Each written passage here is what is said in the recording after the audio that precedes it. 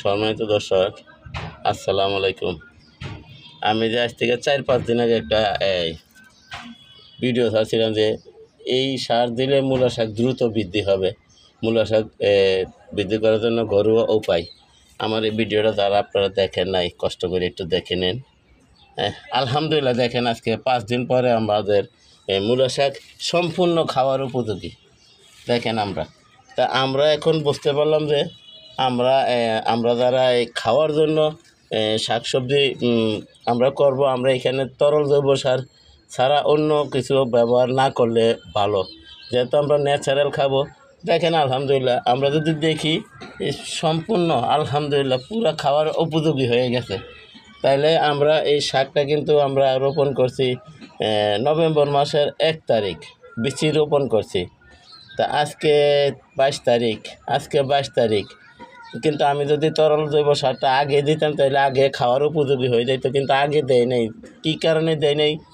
এই মাসে কিন্তু আমাদের শিলাবৃষ্টি গেছে, এই গেছে অনেক গাছ নষ্ট হয়েছে, সেজন্য মন খারাপ হয়েছিল, আমরা দেই নাই। কিন্তু আমরা সামনে যদি আবার বীজ রোপণ করি তাহলে আমরা 20 থেকে 22 দিনের মাথায় খেতে পারবো, যদি শিলাবৃষ্টি না থাকে। কারণ শিলাবৃষ্টির কারণে আমরা তেমন একটা পরিচর্যা করতে করি নাই বা গাছও নষ্ট হয়ে গেছে। তো এখন আমরা যদি ঘুরে ঘুরে দেখি, আমরা প্রত্যেকটা গাছ আলহামদুলিল্লাহ আমরা এই 2-1 দিনে উঠিয়ে ফেলবো। উঠে আবার এই মাটিটা প্রস্তুত করে কীভাবে প্রস্তুত করবো, এবার রাসায়নিকভাবে মাটিটা প্রস্তুত করবো। আপনারা দয়া করে আমার চ্যানেলটা সাবস্ক্রাইব করে আমার পাশে থাকুন। সামনে রাসায়নিকভাবে মাটি প্রস্তুত করে দেখি আমাদের কি অবস্থা হয়। ইনশাল্লাহ সব রকমের শিখি না ভাই, আমরা তো খালি ন্যাচারালে পরে রয়েছি, একটু রাসায়নিকভাবে করে দেখি কি হয়। কারণ আমাদের তো শিক্ষার প্রয়োজন আছে, যেহেতু আমরা সাথে বাগান করি, আমরা বাগান করতে পছন্দ করি, গাছগাছালি ভালোবাসি।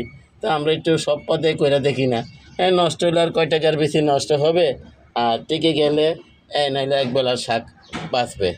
দেখ আলহামদুলিল্লাহ, এগুলো তো করার উদ্দেশ্য হলো আপনাদেরকে উৎসাহ দেওয়া, কীভাবে করবেন। দেখেন আমরা এতটুকু একটা বলে আমরা এই যে কইরা খাইতেছি। দেখেন এই যে দেখেন একটা বলে আমরা শাক করছি। আলহামদুলিল্লাহ আজকে এই তরল জৈব সারটা ব্যবহার করা মানে এটা অত্যন্ত উপকারী।